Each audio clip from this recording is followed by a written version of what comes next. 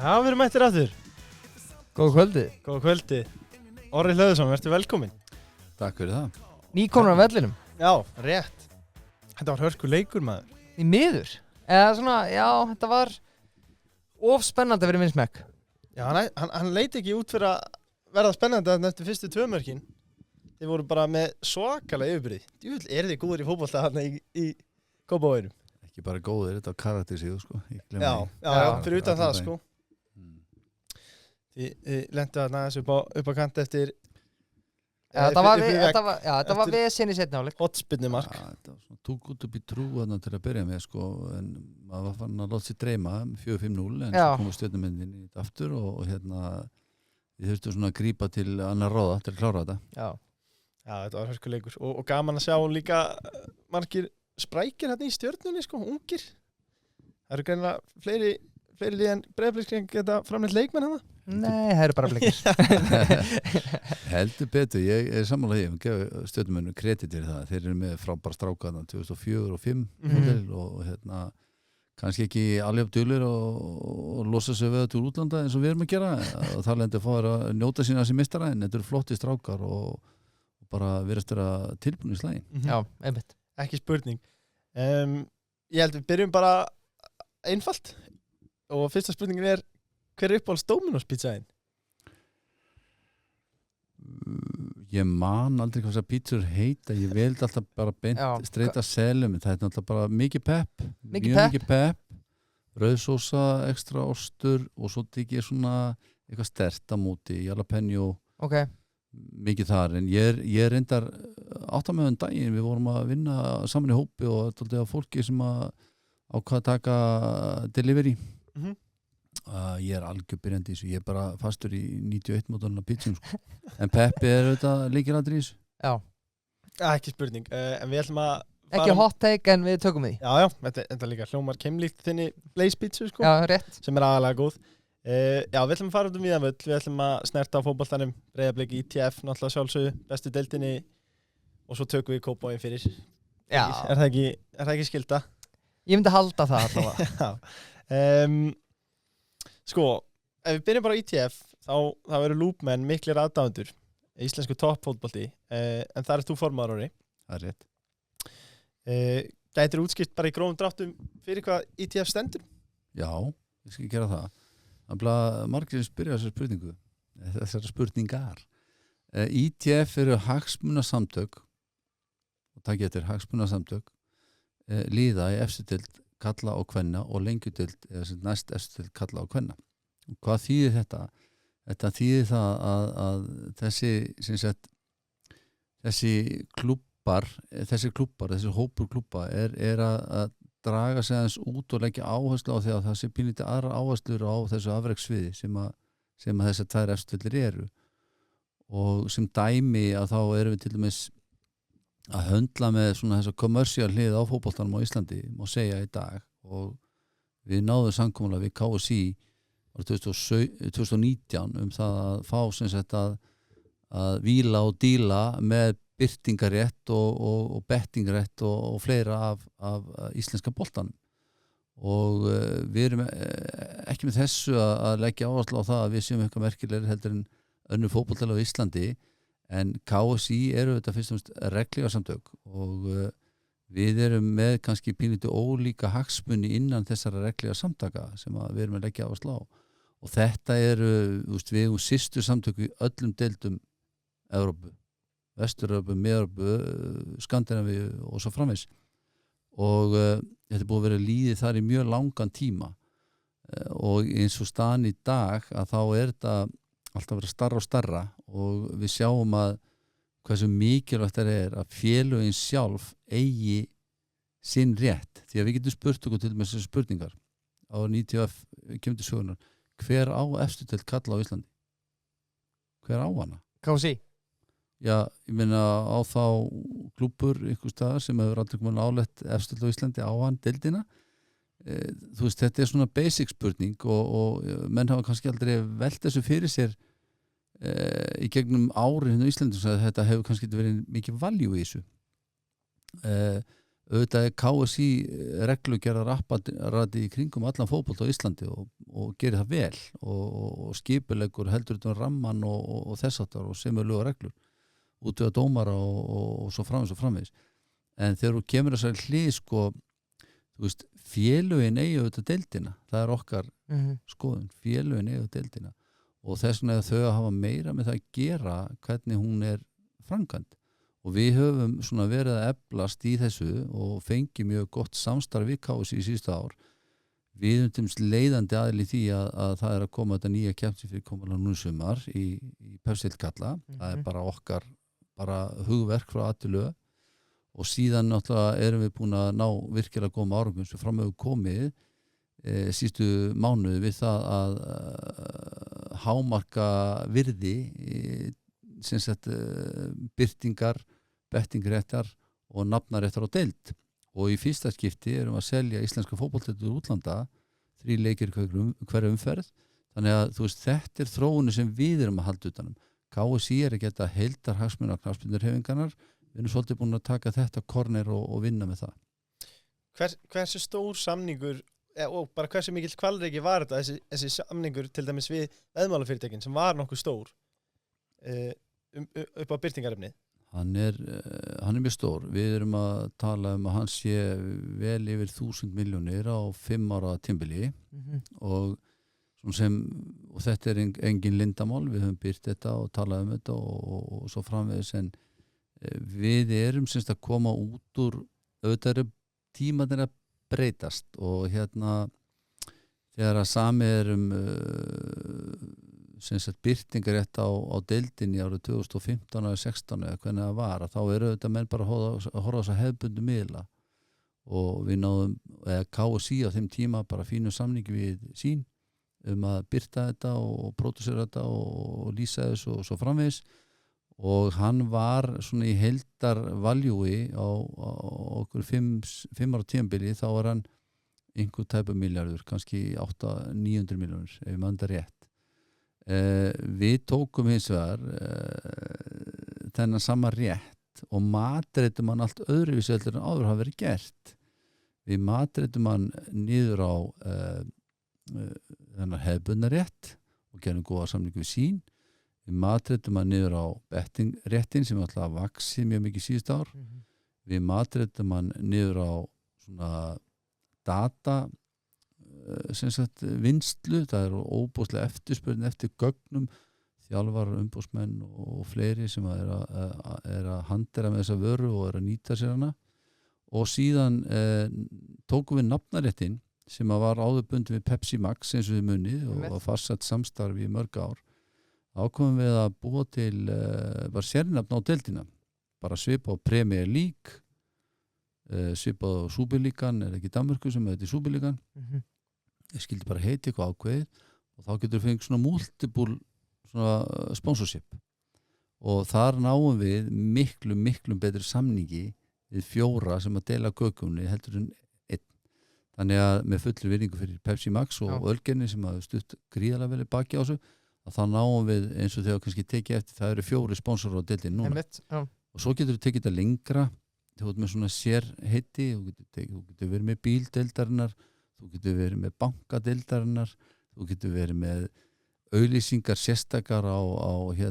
innáskiptingar skiltónum við erum að taka þetta level upp með eitthvað svona gates þegar labbarinn á völlin, það eru auglýsingar þannig að við erum með hennar rétt og við tökum þessa köku og skerum hana niður í eins margar sneðar mögult er Já, þetta er mjög áhugavert að heyra af því að þetta er greinilega það eru heilmikla pælingar út af það hvernig er hægt að hámarka þetta virði Sammála. Og það er náttúrulega hellingsvirði að sækja greinlega eins og þú segir í ótrúlustu hlutum eins og bara hlið og ég meina ég get alveg haldið áfram ég meina lengjudeildin núna er sem sagt inn í þessum samningum þannig að við erum að pródúsera allir lengjudeildarleikir eru teknir upp og þeir eru sendir út til bettingfyrirtækjana þeir eru teknir upp í minni gæðum og minni production heldur en í starri leikjónum þannig að við erum alltaf komin í það aðstöð að nú erum við að taka þá upp og þá getum við í framhaldi því þegar þeir eru komnir á ákveðin standard og ákveðin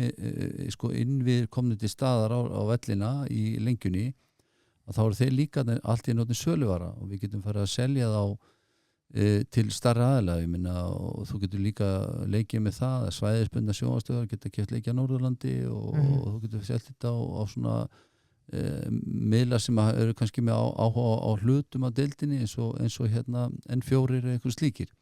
Þannig að þú veist það er margir möguleikar þessu og síðast ekki síst að þá er í þessum pælingum svo getur Media Hub sem við erum búin að setja upp og það er vel að hubið sem að fara öll signal frá öllum leikjum og við stýrum síðan umferðinni frá okkur og einna stærsti þátturinn þar er auðvitað þessi eignarréttur, þetta archive sem að við erum að núna allt inn að fara að byrja á.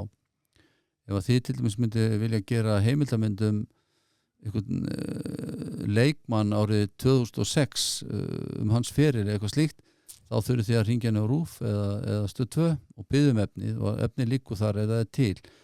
Við tökum núna frá náon frá þessi samlingar byrja, þá tökum við allt efni og arkafu og eigum það og seljum það og matriðum það og handirum það og svo framsum. Þannig að þetta er kaka sem við erum að raunverulega baka aftur.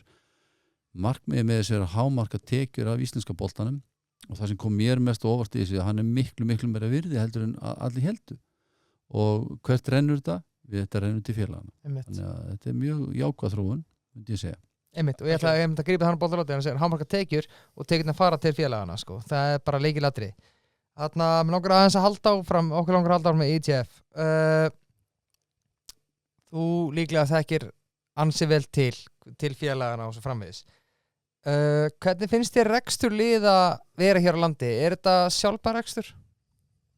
Svona ef þú tekur, þetta eru 24 lið sem við erum að horfa á eða kannski aðeins meira með kalla á hvenna? Sko, ef ég á að svara þessar spurningu svona sem bara konvensjónal rekstrar maður þá er þetta ekki sjálfbær rekstur öfulega í fastum tilfellum eins og með hjálp góðra manna og hvenna og þá á ég við atvinnulífið, sveitarfélögin og sjálfbólega.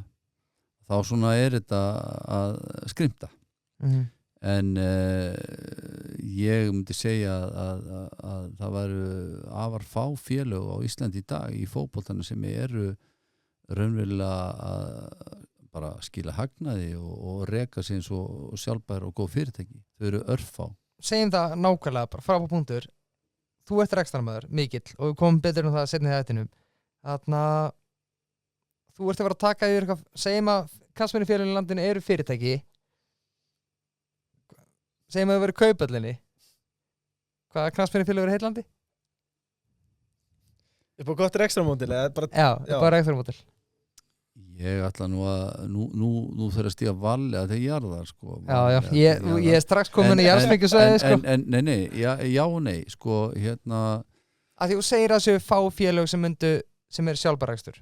Já, þau eru það og það má afskaplega lítið út að bregða og við bara séð að ég meina make og break hvort þú kennst í Evrópukeppni. Það er bara gambúl sko í raun og veru. Sem er eins ósjálfbært og verður sko. Já, það er það.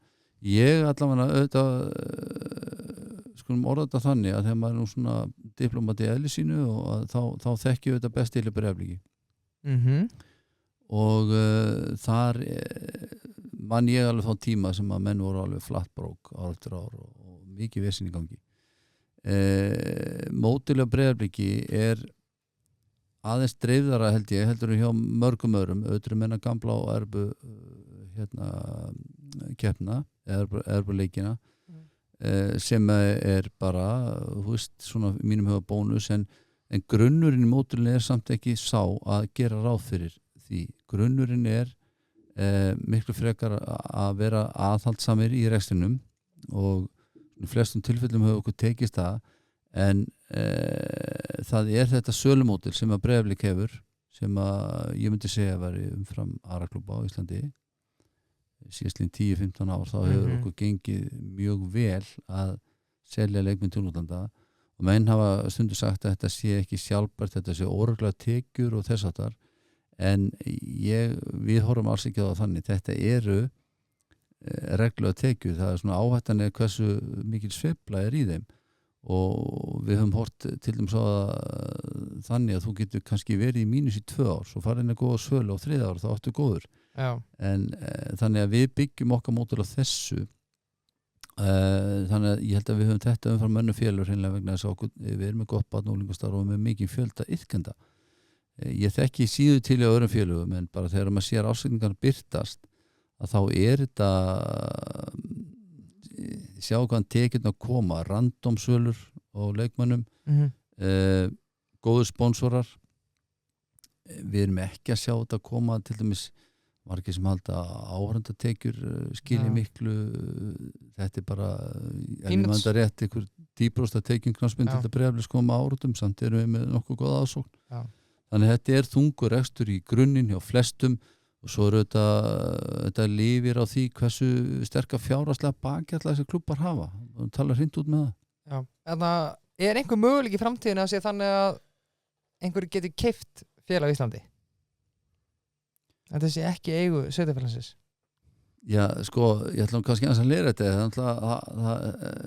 það vel ekki sveitafélagi sem á félagi það eiginlega bara á engin félagið þetta eru frjáls félagsamtök og þetta eins og þú veist, þetta svolítið ég get ekki séð hvernig verður til eitthvað svona commercial það þyrfti að vera betri rekstra unit sko, já ég meina þetta líka bara stráka, þetta svo brjálæðislega vanmetið að þetta sjálfbóðlega starf bara 9/10 hluta sko og toppurinn og ísjakanum afreksstarfið með föstum starfsmönnum þjálfarar og staff þar í kring restin og það svolítið gaman að bara með gleðu með að geta komið inn á það að þetta bara barn- og úlingastarf þetta bara hugsjónastarf í grunninn frá aðtölu þannig að það kaupir kannski engin sko góðgerðarsamtök sko Nei Ég ætla að klára aðeins ok, við erum aðeins að tala rekstur liða orðið kemur svarta spá nei, ekki laun hérna á Íslandi með það að við erum 3. besta deild í Evrópu allt of há?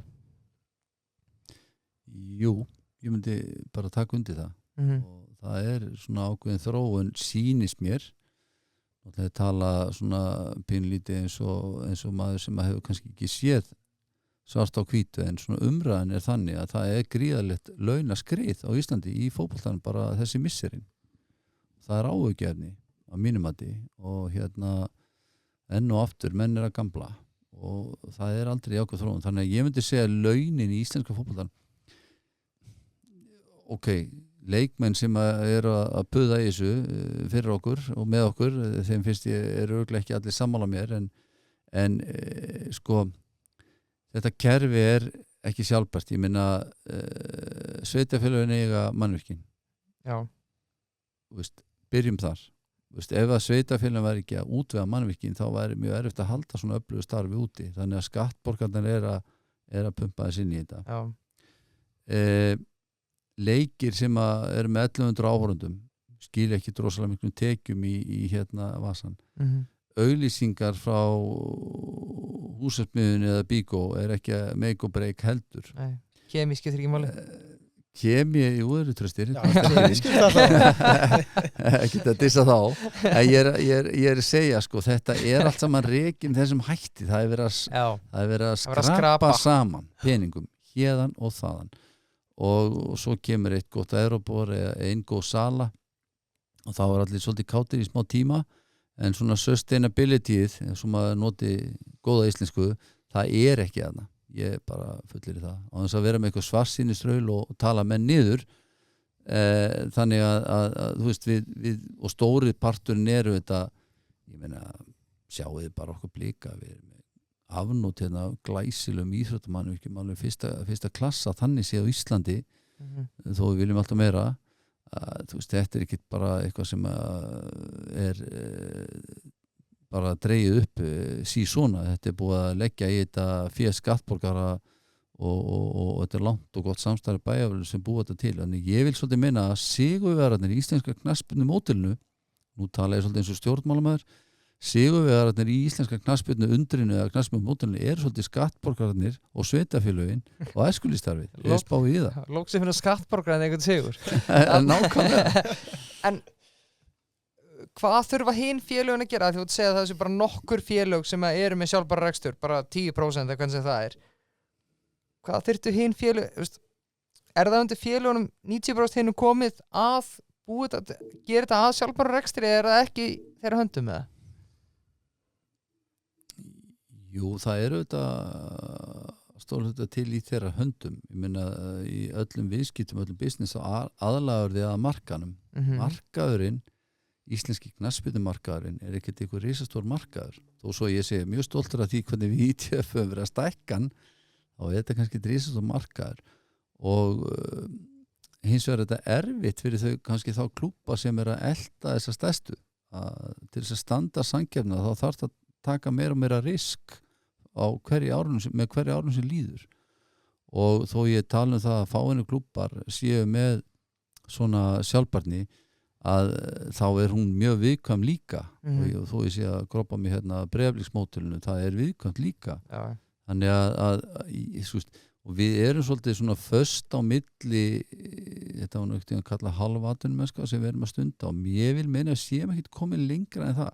Nei. Samt erum við með töluverta leikmönnum sem eru ekki að gera neitt annað en að spila fótbolta sko, á þessu 4 mánaða sísoni sem er á Íslandi sko. Og og það er sem að grífa hann boltar aftur á hann, ég glemdi þú segir að laun eru of há í bestdeildinni núna, eins og staðan er í dag.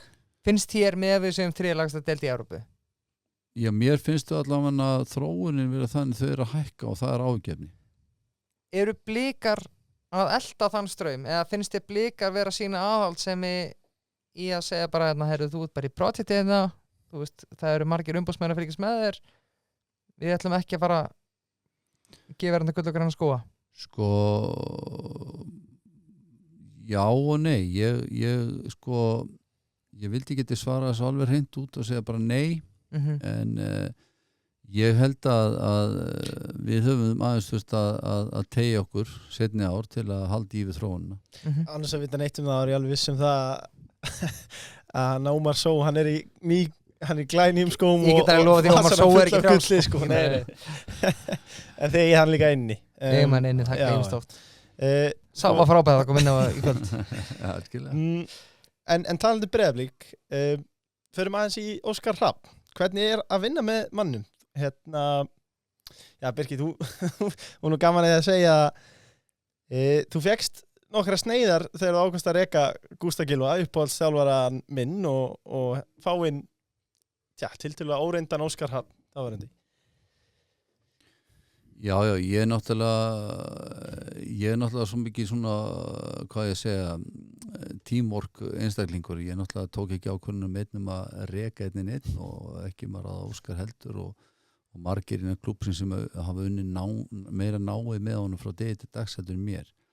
En ef við byrjum bara á Ágústi Gylfasyni, þeim frábæra manni og þjálfara, að þá var þetta svona sameiginlega ákvörðun okkar hérna í Oslo í lókjæmstímabils ef ég maður rétt 2019 að endurnýja nýta okkur bara glugga við hann og sem ekki við hann áfram og það var ekki auðvitað ákvörðun og var meira sami umdeild og margir sem voru mjög hiss á því að við værum að slíta samstarfið raunverulega við mann sem búið skil okkur ég er með silfu með þetta tveimur silfurum í Íslandsmóti og maður einn í bikar en það var svona þetta komið sér ekkert svona out of the blue, við vorum búin að liggja með mikið svona yfir stefnumótum klúbbsins og árin þar á undan og búið að svolítið strúktúra klúbbunum á nýtt og kjölfar stefnumótuna 2015, 16, 17 og svona við vorum mjög upptekinu að því að tryggja svona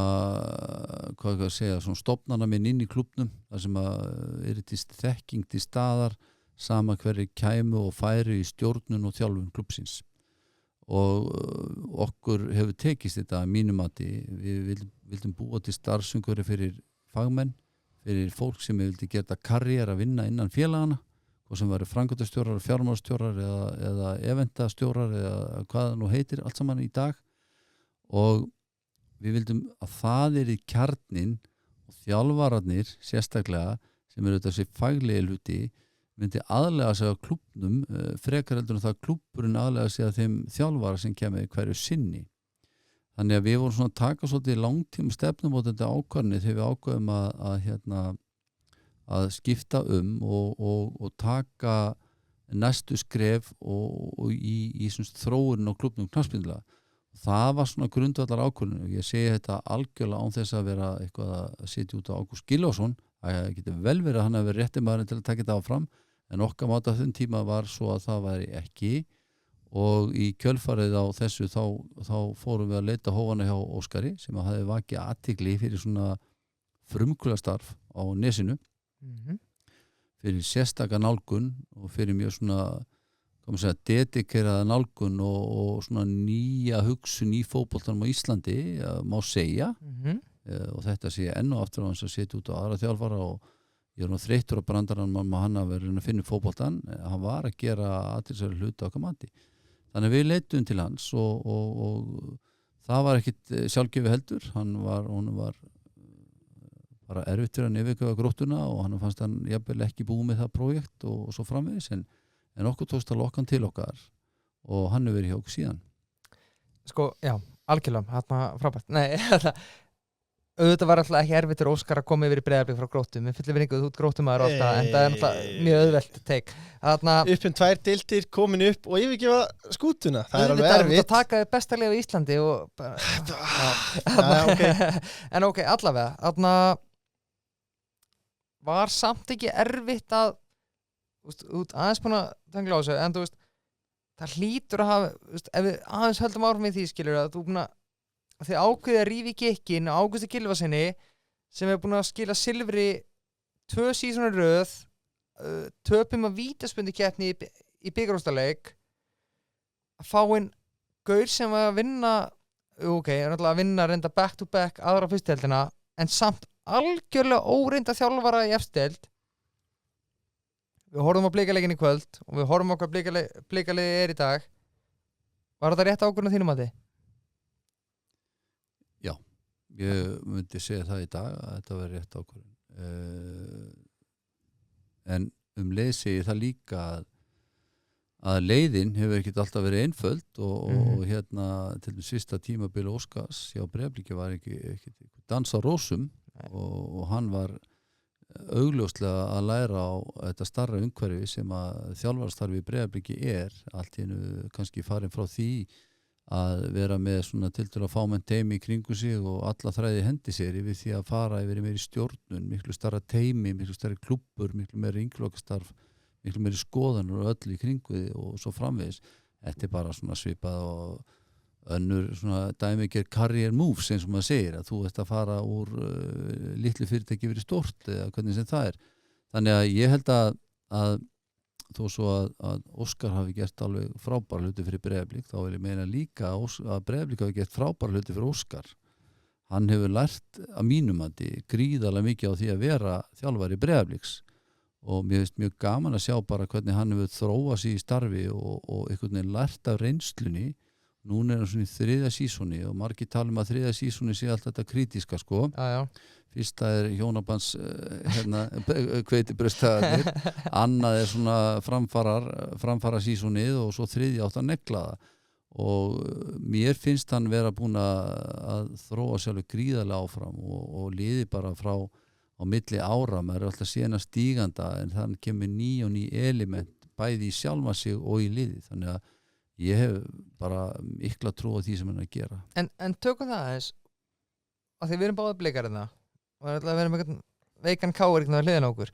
En er það samt, hvað er markmið hjá Breiðablik? Er það bara að vera að berja eftir toppin og selja leikmenn eða viljum við ekki vinna titla? Mér langar að vera illt í bakinn á titlum. Markmið nummer 1 og 3 er að vinna titla.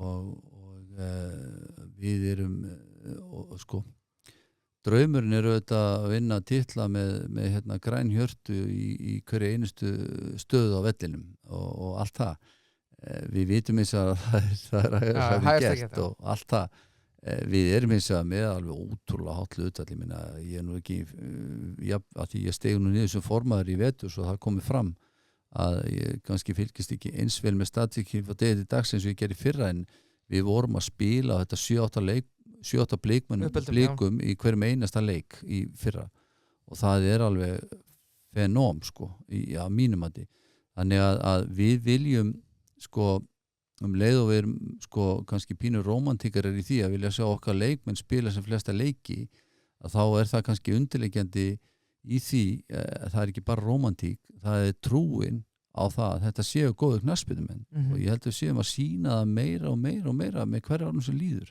þetta að verða meira þunga á þetta leikmenn þessi strákar og okkar eigin drengir en við gerum okkur grein fyrir því að í hinu stóra knattspyrnuheimi þú þarft alltaf að blanda þessu saman með einhverjum hætti og það er meira svorið þannig í dag að blöndunni fann eiga sér stað neðar við erum að fá stráka svo tölum stráka megin, stelpu megin er sjálfum sér mjög svipað úr öðrum klúbbum í 4. og 3.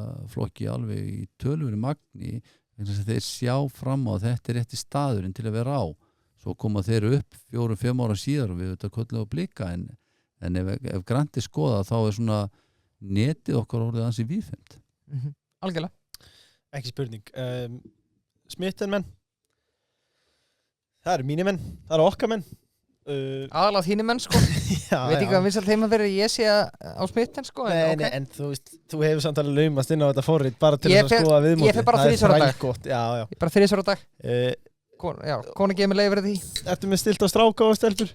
Já, öllkinn Hvað gerir maður inn í strákar? Er maður bara að skoða eitthvað eða er maður bara að skrifast á eitthvað? Er þetta tölvupóstsystemi? Ég efast að segja tölvupóstsystemi en hann bestu kveðjur og eitthvað Já, ég er bara liggi yfir svo stútera þetta sko En þú færið þarna 30 hjörtu þar sem þú getur annarkvort mátt sem bara hjarta 30 og síðan líður ákveðin tími og síðan máttu gera aftur Þú færið 30 aðila til að elska sko. Já, til að elska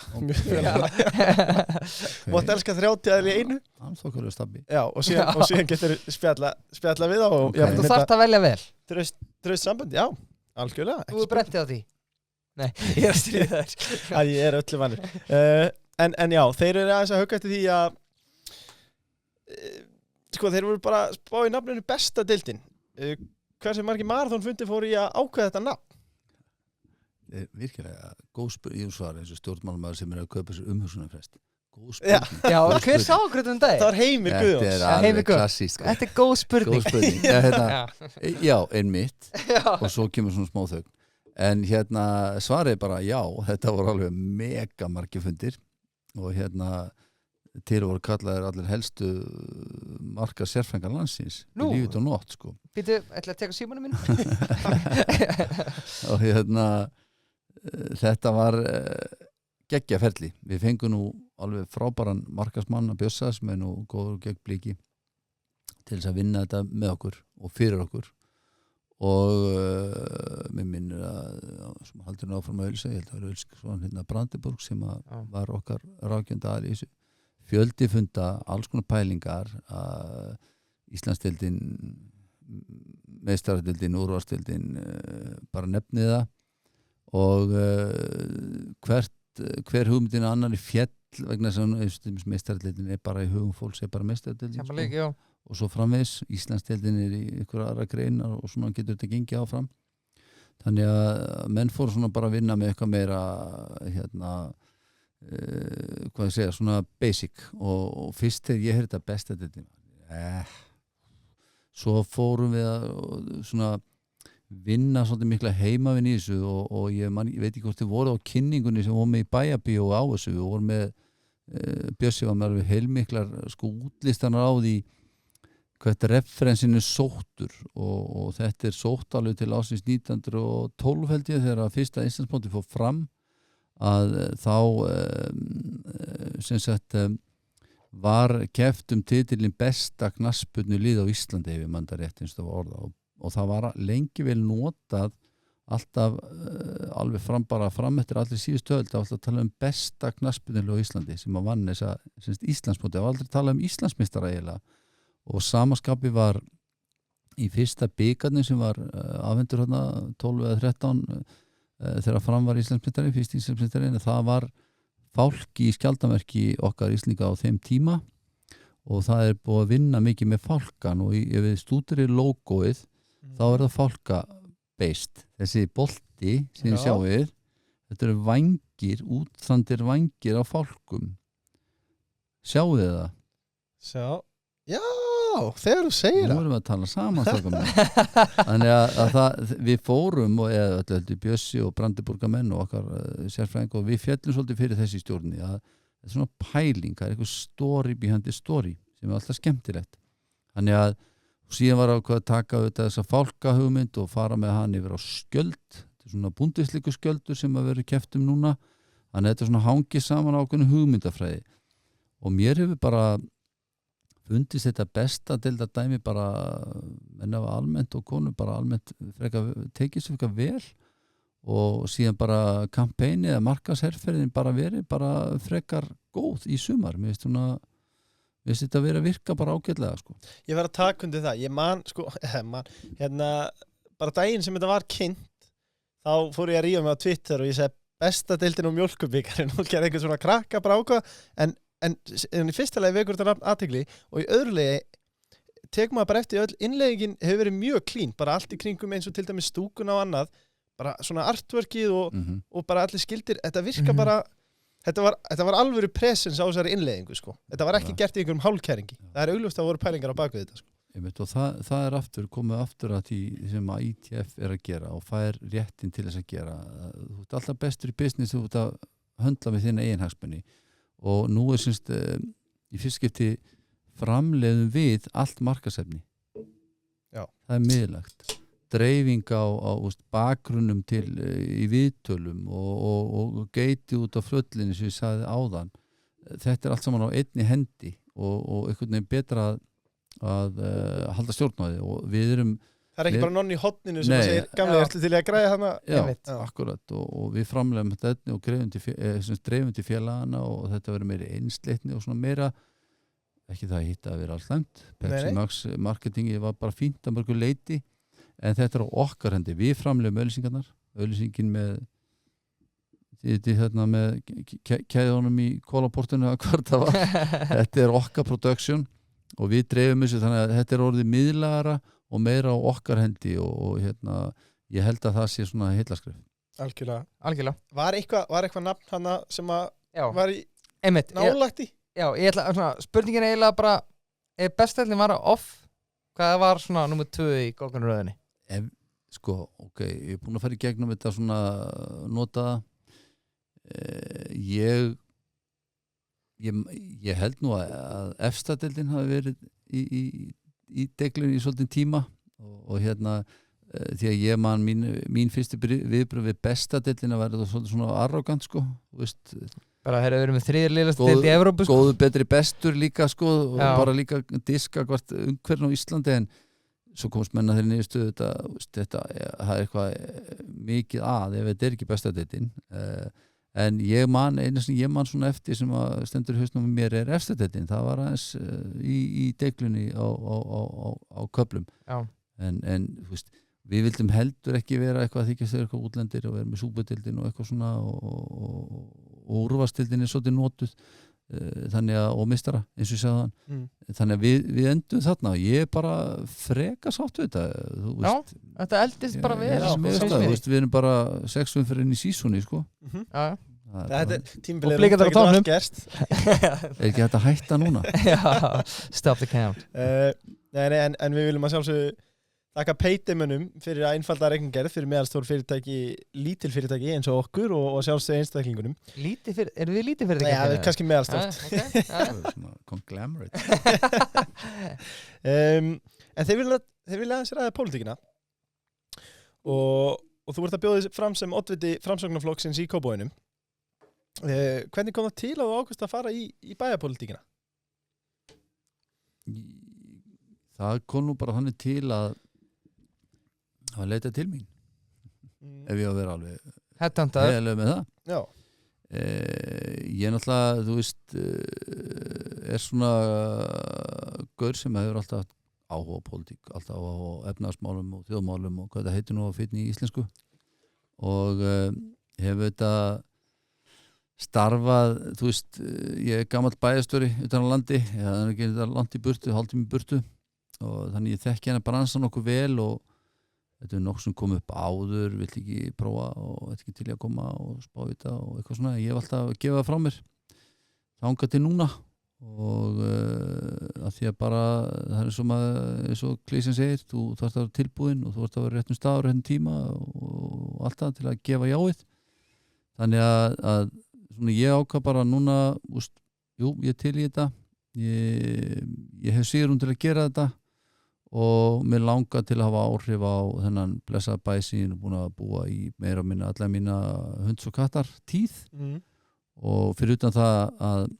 sveitarstjórnarmál sko og sveitarstjórnarpólitík er bara mjög spennandi vettvangur og skemmtilegur, þetta er allt öðruvísi pólitík en landsmálin, þú ert bara að vinna með nærumhverju fólks og hefur mikil áhrif á það málflokka sem að þú hefur áhuga á þannig að ég ákvað að taka slægin og hérna svaraði því játandi einhvern tímann í nóvember eða desember síðastliðinn og hér er ég í dag alveg á all in í einhverju brjálæðslegri kosningaparti fyrir laugardaginn. Hvað heillaði þið við Framsókn? Sko ég hef nú fyllt Framsóknarflokknum að málum í ykkur 20 ára pluss og hérna ég hef svona sko sagt að og mér alltaf í öllu aldrei verið hrifin af augum hvorki til hægri vinstri, ég svona trúi á skynsemina, ég trúi á svona modest nálganir í hlutina, hvað sem það er bara almennt í lífinu eða í stjórnun eða business eða pólitík og mér finnst Framsóknarflokkurinn alltaf að hafa verið svolítið samkvæmur sjálfur sig að predika það, við erum bara á miðunni og við hérna það hefur nýst held ég bara íslensku stjórnmálum mjög vel að vinstri vængurinn og hægri vængurinn hefur getað sótt inn á miðuna gegn tíðina og við höfum verið svolítið að brúa bilið og ég kann vel mig þannig hérna umhverfi pólitík, ég er ekki mikið fyrir trúabrögð. Nei, varst það miðun í den eða?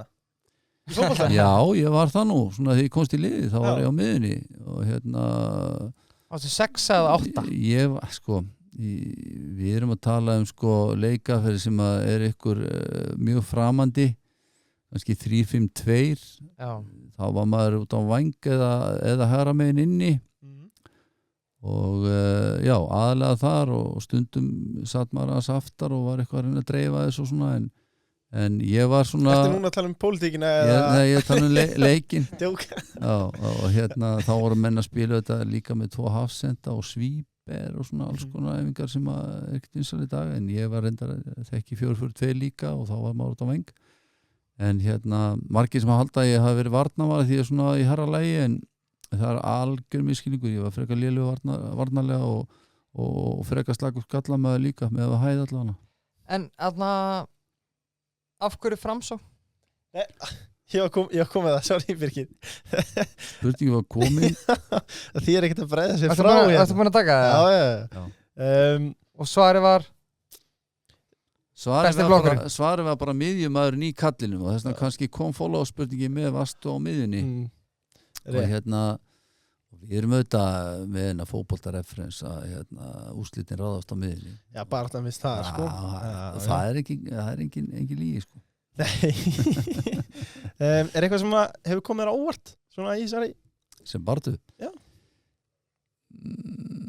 Ég get ekki sagt það ekki svona út af í baratunni en tiltölulega svona búið að fara vel fram og bara hefbundið það sem að hérna kemur manni samt alltaf óvart þegar maður siglir ykkur svona nýju í gang það er svona þessi gleði og samstað þetta er svona pínlítið bara eins og í fótboltanum það er heilmikið allt innu kemur bara inn og þú bara ert komin í einhver tíman og hóp sem þú ætla að hitta áður en næstu 6 vikurnar ertu með honum 24/7 sko og sér karakterana og sér styrkleikana og veikleikana og sér samstöðuna og svona gleðina og húmorinn og fíblagangin og allt þetta og það er það sem að maður er rosalega mikið að fá út úr þessu og ef að það er herbúður í lagi þá smítar það þegar þú síðan ferð út á feltið og fer að sýna þig þannig að ég er ekki að segja mér að það komir óvart en það hefur verið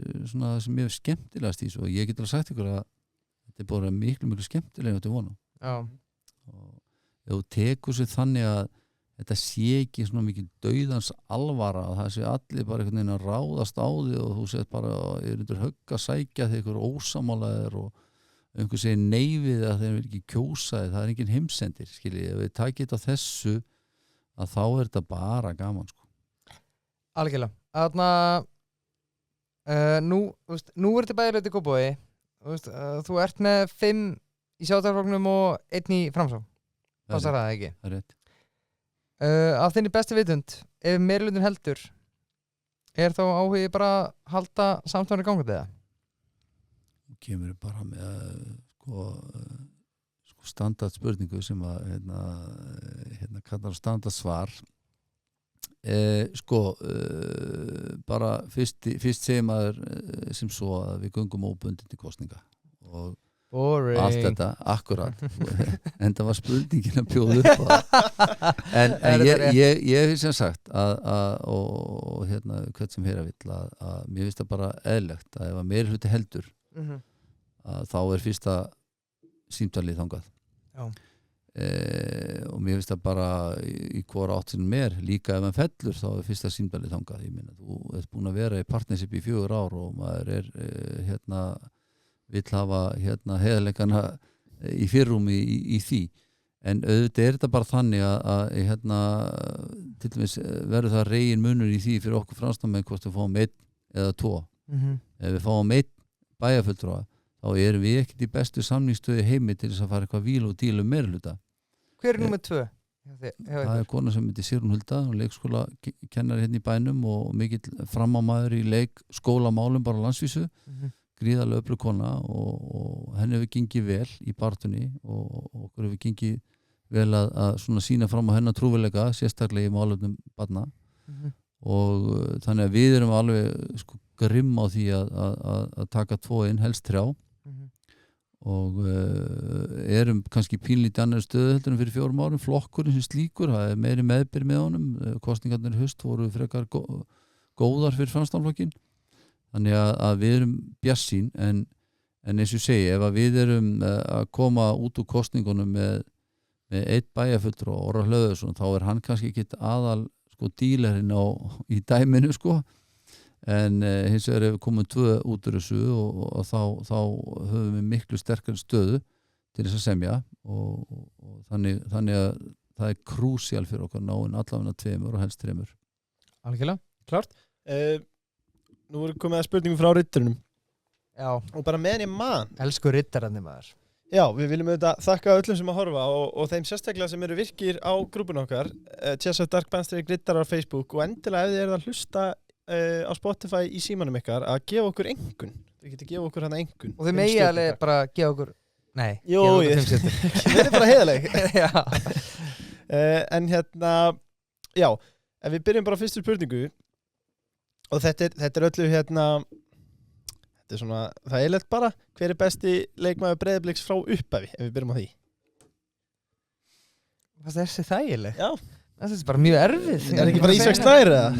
Nei, sko ég verð að fá að vita sko Þetta er Unnar Páll hvort þetta sé leikmaður sem var allan sem karriér á Breiðabliki eða hvort hann fór á Breiðabliki Hugsaum bara í Breiðabliksbúningum bara ykkur bliki bara Ég var að segja dáðast í blikin Nei, ég segi besti leikmaður sem spilaði Breiðabliksbúningnum meistaraflokki Ok það er ekki margir í hausnum að mér aðeins að sortera ég er hausnum að segja líka þenni vinur minn það er hann Sigurður Gretarsson Já, við erum svo ungir þarna mátaði ég Já Við erum að tala um leikmenn sem að fer bara 18-19 gamall til útlanda og fyrst til Tyrkland segir maður rétt Thessaloniku eða eitthvað er það 1 eða 2 season og síðan fer hann til Sviss og spila þar með Luzern og Grasshoppers í 10-12 ár og er mjög stórt nafn allan tíman, svissnesku meistari með Luzern og svona landsliðsmaður, 50-60 leikja maður eða hvað hann var þannig að hann er svona kannski líka þegar hann er góður vinur minn að hann er eiginlega svona minn uppáhalds en síðan þekki því auðvitað önnur nöfn eins og bróður hans, hann Adda Liðas, frábær leikmaður og auðvitað á seinni árum fengið menn eins og Jó Berg og Alfred Finnboga sem er alltaf rosalega öflugir sko og þannig að þú veist hver kynslu á sinn hérna uppáhalds en ég ætla að halda með Sigga vinn minn Siggi Greiðars vonandi á hann eftir að heyra þetta Talandi Sigga vinnin, hann er mikið fyrir bríó léttöl, það er annars Siggi reyndar hann elskar gott léttöl og vill helst hafa bríó en hann spyr hérna nú fær knattspyrnu, þetta er Siggi Sörens nú fær knattspyrnudeildin Valur 80 milljónir króna frá fasteignafélagi á hverju tímabili eru þeir að keppa á samkeppnisgrundvelli við önnur lið? Ég fjárhagslega undanfarin ár held ég að þeir hafi ekki verið að gera það þeir hafa auðvitað haft ákveðna yfirbörði út af sínu businessmodeli þarna á bakvið bara við fótboltanum kalla, líka í kvenna og sýnist að þeir hafi verið bara sterkir líka í körfunum og handboltanum þannig að þetta hefur óneitanlega og ég er nú ekki að segja þetta vegna sem ég sýtlaði valsmenn og Börgu vinnu minn sem er formaður á knattspyrnudeildinni er öflugur en ég held að fjárhagslega hafi haft ansi mikið forskot umfram aðra klúbba síðust árum. Já, ekki spurning. Hvort myndir frekar vilja vera bæjarstjóri með vinstriflokk eða í meiri hluta með sjálfstæðarflokknum og ekki bæjarstjóri? Ég hef enga sérstaka skoðun á því eins og vegna þess að hérna sko ég ætla nú ekki að fara að varpa pólitísku sprengjuna þátt en sko við getum unnið bæði til hægri og vinstri fransnamenn, við höfum sýnt það og þó að þessi klísi að segja að það er bara staðrind, við höfum verið í vinstri stjórnum og hægri stjórnum á landsvísu og í bæjarmálum í gegnum tíðina og það er aldrei svona þó að þessi stundum í tísku að svona tala ekkert allt og vel okkur og þá þykjum við nú ansi góðið þegar það er að brúa bilið og þannig að ég svara þessu bara svona á framsóknar vísu að það ræðst að niðurstöðum kostninga í hvor áttunum við förum. Já, flott. Er það sofnað eða? Nei, alls ekki. Nei, jú, ég er sofnað ennars. Sko þú varst náttúrulega bæjarstjóri í Hveragerðis í 4 ár. Hreyfilsmenn spyrja einfaldlega, er það vonbrigði að sækja ekki þann stóra eftir kosningar?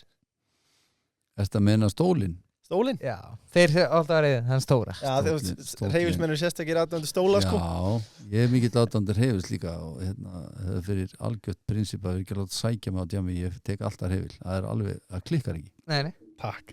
En sko, þessi bæjarstjórnstól, það er svolítið gaman að pæla í honum. Ég finnst að í hverjum einstu kosning og þá finnst mér svona svolítið gaman að menn koma fram og segja ég ætla að vera bæjarstjóri.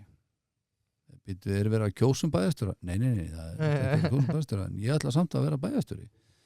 Það minnir mig svona aðeins á þegar maður var á skólalóðinu í dýrunskóla í gamla dag og að vera skipt á 2 og ég pant vera Peli og þú mátt vera Maradona og svo mátt þú vera Jóhannes Eðvaldsson þannig að svona fyrirfram finnst mér að menni sem umgangist þetta meiri virðingu og ég er bara sagt að þú veist ef að svo staði kemur upp að ég sé metin líklegur stólinn þá met ég það bara, hins vegar er ég alls ekki í þessu frambúð til litaðverðar vinnu, ég er í frábæra vinnu og þannig að það er ekki sjálfstætt markmið með mínu frambúði.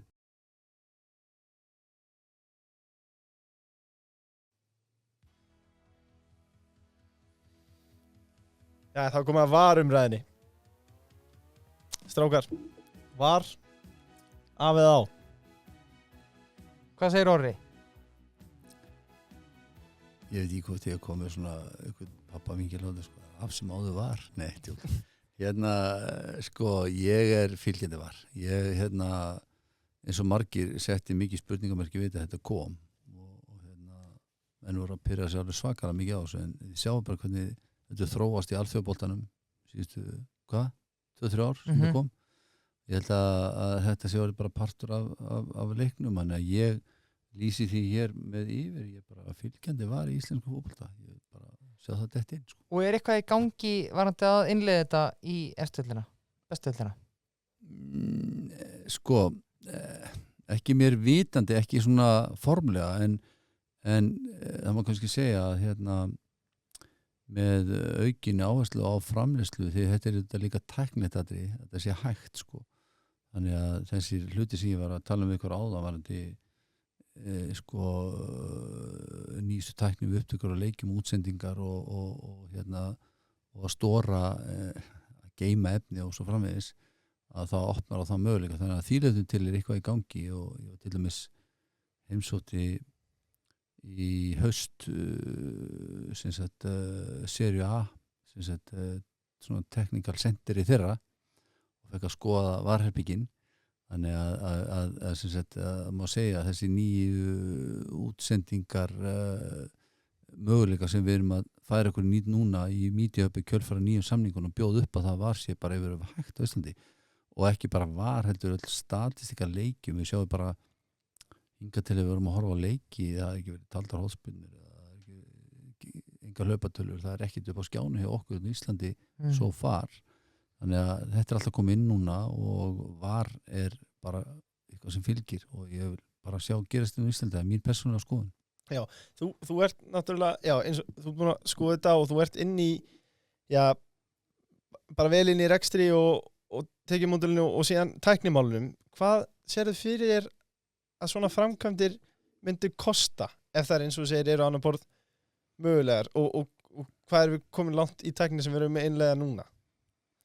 Sko það alltaf verið að bara vinna kannski mesta vinnan í þessu núna og hluti og drúi hluti af þessum peningum sem eru komið í gegnum þessar samninga þeir fara í að setja þetta upp og má kannski segja að þetta mesta fjárfestingi sé í lengjutildar leikvöldunum í dag að gera þá klára til þess að taka þetta upp og senda þetta frá sér. Efstitildin er klár og við tökum bara við signarir frá sín í raun og veru og það er allt í standi þar. Þannig að svona að góða við þetta er það að þó svo að efstillir liðin sé að fá mest þessum peningum, mest að tekja þessum samningum að þá er að mínum að þetta er lengjutildirnar að njóta mjög góðs af þeim í liðinni og við erum að horfa upp á það við erum að svona það sem að fagalandi kallar það svona connected stadiums sem að eru bara með tækjabúnað sem að gera okkur kleift fyrstulega að sjá leikina sem er svona basic en líka að fá sko data frá leikjónum sem að notað er í betting og notað er í statistík sem er hérna gerir þetta áhugaverða fyrir áhorfandann og líka statistík sem hægt að selja til hagaðilega eins og til dæmis bara umbúsmanna og þjálfara. En eftir á að hyggja hefði það kannski verið betra bara ITF væri bara kringum efstöldina upp á rekstramódel að gera? Já, þetta er atriði sem oft verið rætt og hérna það ef maður horfir á deildirnar samskonar hagsmunasamtök úti þá er alveg þekkt að séu efstu deildirnar tær kannski en við erum líka með eins og í Þýskalandi og í Hollandi þar er þetta bara fyrsta deild, önnur deild og þriðja deild bara sér hagsmunasamtök fyrir hverja en að maður kannski segja þessi leið sem við förum eins og svolítið íslenska leiðin, smæði markaðar og allt það en það er vissulega alveg ofta tíðum sem að hagsmunir efstildar og næstefstildar fara ekkert endilega alveg saman og það kom til dæmis mjög vel í ljós þegar við vorum að búa til þetta keppnisfyrirkomulag á núverandi keppnisfyrirkomulag sem að gengur í gildi núna 2022 að það voru ýmsar leiðir þar uppi að til dæmis að fjölgi 12 lið eða fækki 10 lið með þrefaldumferð og alls konar pælingar í kringum þetta og til dæmis fækkun eða breyting á fjölda liði efstild hafi mjög mikil áhrif á skoðinu liðan næstefstild og við vorum að díla við það hérna á tímabili að það var ekki samkomulag á milli efstu og efstu í þessu þannig að þó svo að hagsmunni svona ég á því heildina tekið þá sé ekkit galið að hafa þetta svona saman eins og þetta en það getur komið visslega upp svo staða að efstildin og næstefstildin eru bara með ólíka hagsmunni. Algjörlega.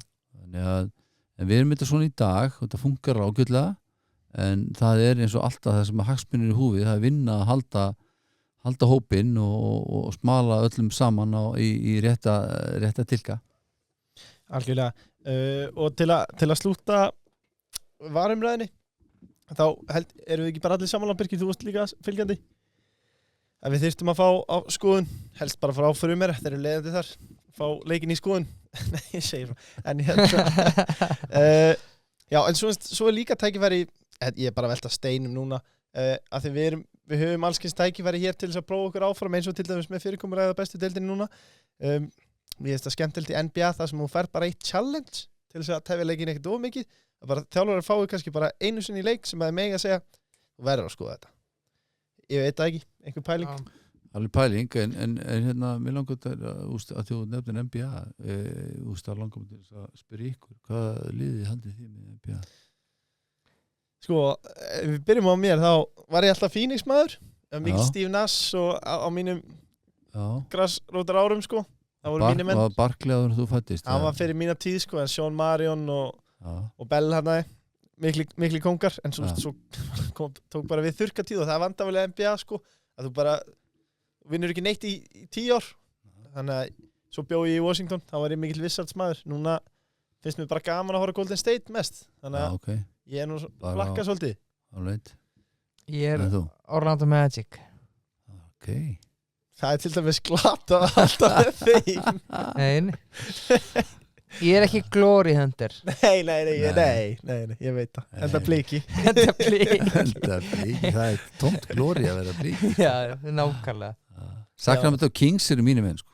Það er svoleiðis það er náttúrulega bara því ég var í námi í Sacramento í 4 ár hérna í Galda og hérna fór á fullt að leikja með og svona og fylgst að með og hérna ég gáta reyndar ekki Jack þenn tíma sko, ekki neitt ég veit ekki eins og hvað þeir eru í dag en fylgist ekki ná með hérna, NBA en þeir eru mínir menn og maður bara heldur með sínum Já, það er virðingavert að geta haldið með saman liðinu þótt ég get ekki neitt sko Það er ekki allir svo þú lifir sko Nei, en hérna Já, aftur að þættinum bara Já, við vorum að pæla með Financial Fair Play Já, ég var að meina aftur að þættinum að sem bara þættinum Ég var að taka Financial Fair Play Já Ok, flott, það getur bara að klipta saman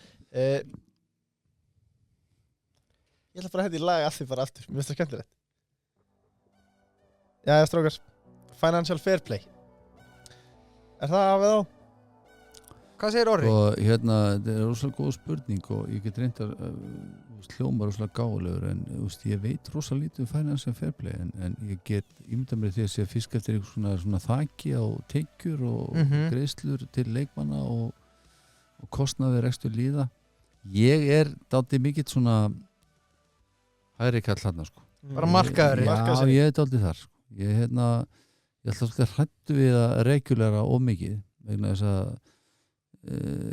dæmin sanna ekki síst í hagfræðinni að hérna, ef að menn eru regulera of mikið þá drepaði frumkvæði eða þá verður búið til eitthvað bypass leiði fram hjá kerfunum þannig að, og ég held ef við erum að tala um þetta hérna á Íslandi að þá er nú bara raunveruleikum sjá að menn er að berast í bökkum og það er allir að leita bara þetta er bara neyðin kennir naktir kona að spinna sko og það er eiginlega svo aðferðarfræði sem er í gangi núna hjá fótboltafélagum í Íslandi og nema val já eins og sko ég meina hversu lengi nú þekki ég ekki dítelina þar en hversu lengi með það hérna vara að maður geti sótt í einhverja sjóði sem vera til út á einhvern sniðum verkefnum þannig að ég svona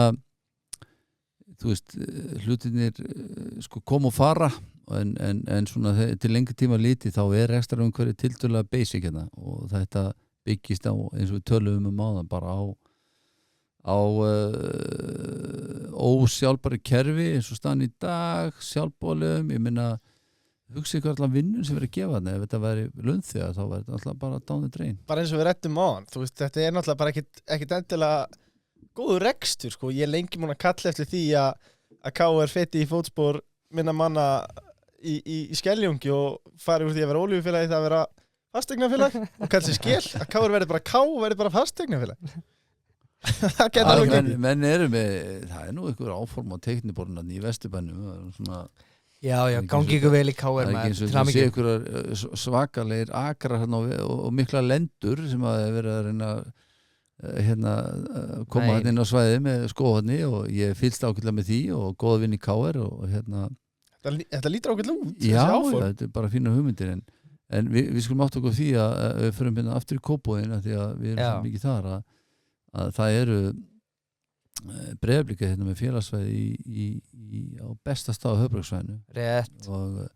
þú veist bæði upp á umferðaræðar og samgöngu, allar almenni samgöngur og umferða og menn eru mjög mikið að velta því fyrir sér í dag hvernig svona framtíða deiliskipulega dalsins getur litið út og alls konar hugmyndunum það og síðast núna í kosningabartunni í Kópavogi hafa menn verið að skáka hérna inn á svæði einum léttum menntaskóla sko, sem að myndi taka hann sem ekki space, aðrir hafi verið að koma með hugmyndur svona blöndu af íbúðum á efrahæðum, það sem að gamla stúkan núna og heilsugæslan á efrahæð og hostel fyrir alþjóðlegu ungmennamót og svo framvegis, mjög skemmtilega pælingar og þannig að ég held nú að það séu margir á sömu buxunum og káringar að kannski að annarkost að reyna ekki sér mat úr þeim eignum sem að er ráða yfir en að gesalappa eða þá að þróa svæðin og ég er mjög spenntur fyrir því að þróa þetta svæði kringum Breiðablik sem svona íþrótta heilsu og svona menningatengt og jafnvel menntatengt svæði, mjög skemmtilegt. Já, bara mekka íþróttarinnar. Já, mekka Kópavog sko. Bara Já, bara miðjan, landsins. mætust á miðjunni. Mætust á miðinni Leifur. Ég ætla að koma með eina krefendi spurningu bara fyrir því Birkir, að ég ætla ekki, þú þarft ekki að velja þér einhver, svo ég sletti nú líka hérna favorites, en Birkir, Já. hvað er stærsta knattspyrnulið á Íslandi? Það er Breiðablik. Já, það er ekki, Heyrðu. er ekki viðbergandi. Takk fyrir gæla. Viltu fá tölur eða? Já, komdu með gögn, erum við með gögnin? Já, sko, ég er bara með í hausnum sko. Það er þannig að hérna sko stærsta knattspyrnufélag á Íslandi ef það er með út á fjölda iðkenda, það er náttúrulega Breiðablik. Yeah. Næst stærsta þið viti hvað félag Þú giska, er það Fjölnir eða? Nei, rámt. Þú með hvað? Ekki leit og landið skamstakar, ekki leit og landið Háká. sjálfsögðu. Þeir eru langt næst stærsta félag á Íslandi. Það er rosalegt. Það er rosalegt. Já, og við erum samt sem að tala um það að í Breiðabliki eru ef ég fer rétt með í kringum 600 iðkendur að Háká er í kringum 1000 og síðan eru mörg félag á bilinu svona 500-700 ég held að Káir sé í kringum 500 Flott hjá okkur. Fjölnir, Fylkir Búin að ná ótrúlum árangri. í gegnum tíðina Já. en hérna veist, Fjölnir og Fylkir eru svolítið sæsibúl svona 700-800, Skæin 500-600 en sko svona til að setja í samhengi þá er munurinn á stærsta og næst stærsta sem er munurinn á Háká og Breiðablik er kannski eitt stykki í Já. þannig að þú veist, þetta er ótrúlega mikið admin í kringum þetta og rekstur þannig að svona er þetta alltaf líka sagan í Kópavoginum að því ég er nú verið að heimsækja hérna klúbba núna í þessari blessu kostningapartu til dæmis GKG er sko yfir 2000 ég held þessu stærsti fyrir næststærsti eftir GR hestamannafélagi Sprettur eitthvað vel á annað 1000 sem er langstærsta hestamannafélagi íþróttafélagi Gerpla er 2000 iðkendur sem er langstærsta fimmleikafélagi næsta eftir Gerpla eru 600 iðkendur þannig að þú veist félögin í Kópavogi eru alveg ótrúlega fjölmenn og það er út af því að hluta til vegna þess að íþróttamæðurskinn og aðstæðan eru rúm og góð og stór og þetta er út af því að það er gott að búa í Kópavogi sem Ég Það er vissi bara að þessu væri að koma. nákvæmlega þannig. Algjörlega. Algjörlega. En Leifur, getum við ekki aðeins farið við grafið sem þú segir mig frá að náðan? Mástu? Graf? Með Tókíó og það? Getur við aðeins sagt okkur því?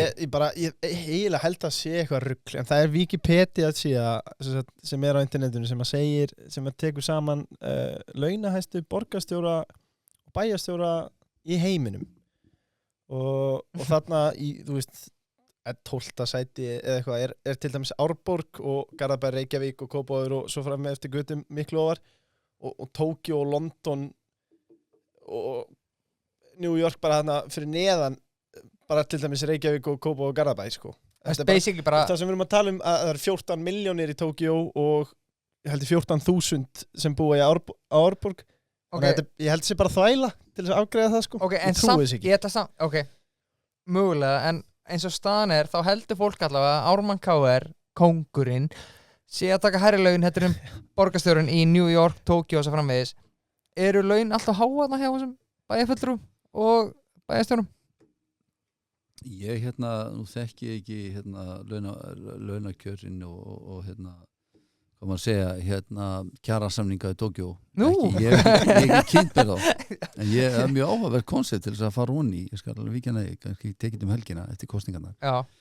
En þetta eru há laun samt. Sko, ekki að segja það. Með launaþróun á Íslandi og bara svona almenna strúktúr, þá er ég ekki á því að laun bæjarstjóra, borgarstjóra og stjórnenda í sveitarstjórnum séu há. Vegna þess að vinnan á bakvið er mikil. Það er alveg sama þó að sé svona pínlítið í tísku að dissa embættismenn og stjórnmálamenn að sko ég hugsa til dæmis að það sé langt síðan að minn ágæti kunningi Ármann bæjarstjóri í Kópavogi hafi unni 5. vinnuviku sko. Þetta er 24/7. Þetta er 24/7 job. Það er alltaf til þess að sjáist við það og sýnir þig og svo framvegis. Þannig ef þú til dæmis berða bara saman með atvinnulífið þá er þetta, þetta er vissulega góð laun, ég skal ekki draga á því, en það er mikil vinn á bakvið þetta. Síðan eru þetta umræða laun kjörna fulltrúa og ég held að sé árið svolítið þannig að ég veit nú reyndar ekki eins og hver launinu í vera bæjarfulltrúi í Kópavogi, ég hef ekki kynnt mér það, en ég veit til dæmis í Reykjavík er þetta metin án bara sem fullt starf. Ég held að 1,4 heyrði ég hjá Hildi Björns í Reykjavík sko. Þetta eru helviti góð laun. Það er helviti, ég ætla ekki að segja helviti eins og þú, það er bara ansi góð laun. en ég meina ég legg samt á áherslu og það er sama með stjórnmálamenn. Ég meina við horfum á fréttir á laugardagskvöldi og sunnudagskvöldi og Kastljós og Silfur Egils og alltaf við Kata Jak öllum þáttunum. Já. Hún er ekki að chilla heima sko. Nei. Og eins og við, horfa á sjónvarpið, hún er í sjónvarpinu. Já. Það er að sitja fyrir svörum og skila og delivera, þannig að mér finnst ég vil alveg taka upp hanskan fyrir stjórnmálamenn og fólk sem er í framlínu stjórnmálum og framlínu sem opinberir embættismenn, ráðuneytisstjórar og annað slíkt. Þetta fólk er að skila ansi mörgum klukkstundum. Það er svona svolítið þannig og ef þú til dæmis starfsmaður með 800-900 skall á mánuði í laun og fær greita yfirvinnu og myndi skila þessari vinnu og að vinna allar lögða á sundag og mjög fljótlega komið í 2 kúlur sko. Þannig að þetta eru margar hliðar á og ég vil bara enn og aftur svona sýna fólki líka virðingu fyrir það hvað er að leggja á sig, bara sjáu hvað þetta stjórnmálafólki í framlínunni hérna á Íslandi, þetta er alltaf og þetta svarar ekki einu símtala og kemur þetta í af sko. Já, algjörlega. Það væri gott að fá bara kjara baratu, berjast fyrir því að fá stimpil klukkunar 9-5. Sorry, ég er ekki vinnindi, bara klukkunar 5. Nei, já, þetta er náttúrulega, menn eru bara í vinnunni allar sólunni. Algjörlega. Þarna Tómas Þórótsson á messanum, gælur þar, það er ekki að tala um meira. Það eru góðar. Sjáum við þetta pasta. Hann spyr einfallega, og þetta er spurning frá Blix Elite hópnum. Ef orðið verið bæjarstjóri, getur hann plíst lofa því allavega að Andri Steinn, kóngun í sjálfstæðarflokknum, fái sæti í borgarstjórn? Meinur bæjarstjórn? Bæjarstjórn, já. Ég vil þetta helst fá hann í borgarstjórn sko. Ég reyndar þekki þann ágæta dreng ekki neitt en ég hef heyrt vel á þetta á honum og ég hef fulla trú á því að Kópavogsbúar bara munum koma honum í bæjarstjórn og þegar við erum komið þangafélagarnir og bara tökum við slægin saman. Algjörlega. Klárt mál. Vel svarað. Hvort kaustu Vöndi eða Sævar? Kaus ekki neitt. Ég kaus Koruan vegna þess að ég var ekki með kjörgengi á þinginu. Ég var nýhættur sem formaði Breiðabliks. Ef þú hefði fengið að kjósa? Pass. Pass, já. Bæði reyndar góðir vinir mínir og frábært fólk. Ok, tökum það. Ok. Ég var ekki að fara að veiða þarna. Ég reyndi það og þú gerist ekki Agnið. Það er það. Til hann ekki. Þarna, hvernig finnst þér á hvaða leið finnst þér KSÍ vera? Finnst þér þetta vera á réttri leið? Þú veist, þú gagnrýndir KSÍ fyrir ykkur 1-2 ára síðan finnst þér þetta að vera já, hvað finnst þér bara KSÍ eins og þér? Mér finnst KSÍ auðvitað hefur margt gott til brunns að bera og það er verið að vinna gott starf og öflug starfsfólk. Mér finnst hins vegar að svona sem bara stjórnandi í atvinnulífinu og rekandi mínar einingar, þá finnst mér að KSÍ þurfi svolítið að svara kalli tímans. Þetta í grunninu þetta samtök sem eru stofnuð fyrir, ég veit ekki hvað, 70-80 árum eða hvað það að þau eru daldið old school ef maður á að nota góða íslensku á það, og mér finnst að fyrirkomulega starfinu, mér finnst ákvarðanatökuferlar svolítið seinir og þungir, mér finnst ástingin vera bara eins og maður sér lenturinn á 1958. Þetta bara þingvöldum bara, já. Og þannig að þú veist það, mér finnst og einhvern veginn að samtökin þurfi svolítið að svara betur kalli tímans að þessu leyti. Finnst þér þetta vera gamaldags eða? Já, mér finnst þetta svolítið gamaldags. Gamaldags ekkert alltaf slæmt, en þau þurfa þau hafa náttúrulega þessi samtök fengið ansi mikið högg á sig, við þurfum ekki að fara mikið onni í það, þessi atburðar sem að hófst í fyrrasumar sem að hefur reynst knattspyrnuhreyfingin bara gríðarlega þung og þetta verið erfið skref. Ég búin að sitja í þessu stormi alveg frá því þetta gekk yfir og einhvern veginn þá svona kannski kemur fram í dagsljósi svolítið hvað þau voru einhvern veginn fótavinna var ekki alveg til staðar og menn kunni ekki alveg að bregðast við því sem að var að gerast í samfélaginu, á meðan að kannski að félögin innan KSÍ sem eru nær grasrótinu og nær því sem að gerast á degi til dags á gólfinu eru löngu búin að koma sér upp þessum ferlum og þessum vinnubröðum sem að nútíminn að krefjast. Þannig að ég myndi segja að væri verkavinna fyrir KSÍ að endurskoða svolítið bara sína stjórnskipan, sitt setup. Og ég held að sé alveg almennur vilji til þess hjá forystunni í dag og þetta mál sem er mjög framalega í allir umræðu hjá þeim aðlum sem að þar stýra ferðinni í þessa dagana.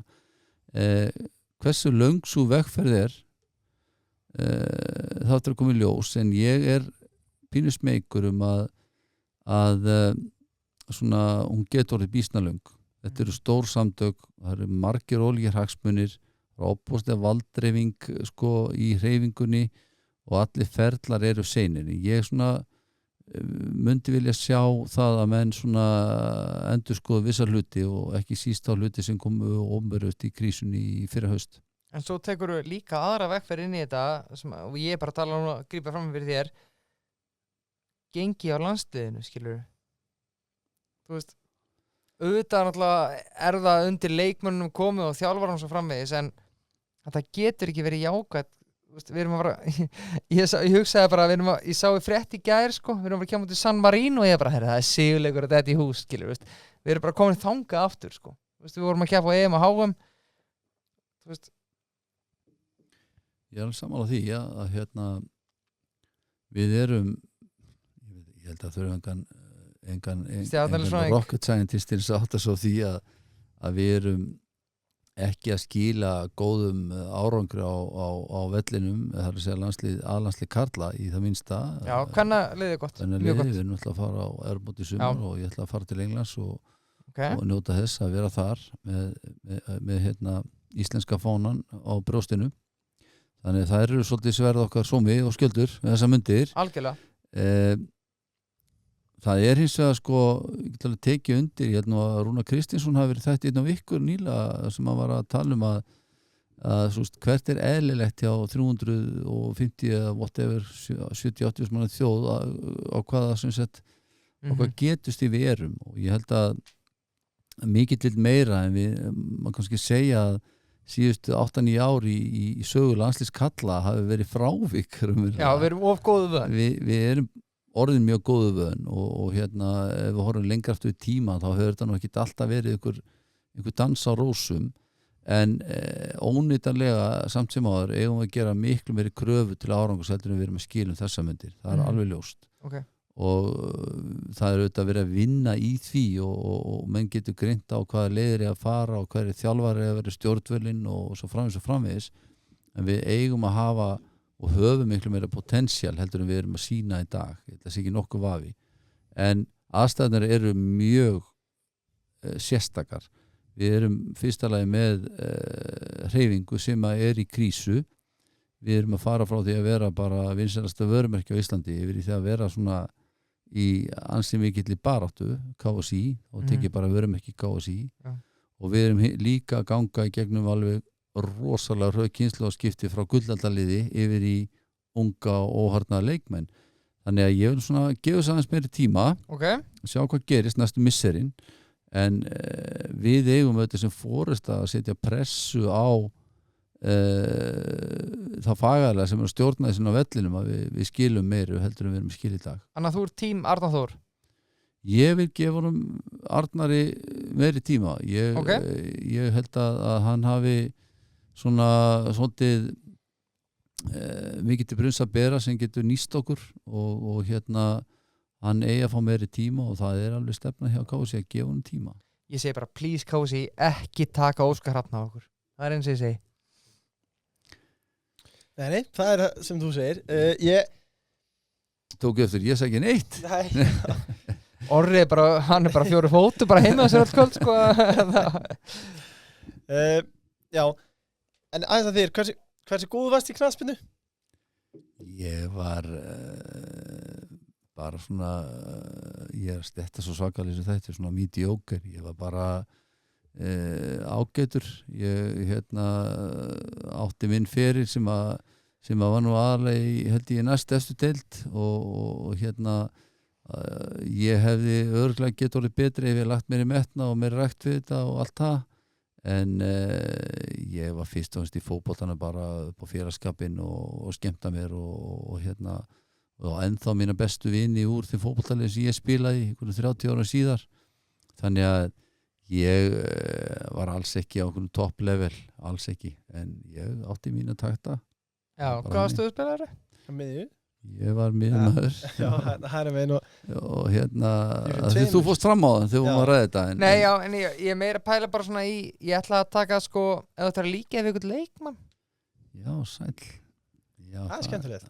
Það var svona meira sem ég var að hugsa, því að þú veist, miðjumaður það getur verið svo rosalega margt sko. Já, hæra megin 3-5-2 já líka. Þú getur verið með besta miðjumann í sögunni Frank Lampard, svo getur verið með eitthvað allt annað, skilur. Já, ég var meira svona hvað ég að segja, svolítið framsóknar leikmaður ég var svona meiri hlaupari heldur en tæknitröll ég var svona ágætis leikskilning okkar eitthvað sendingar og skot en þannig ég var svona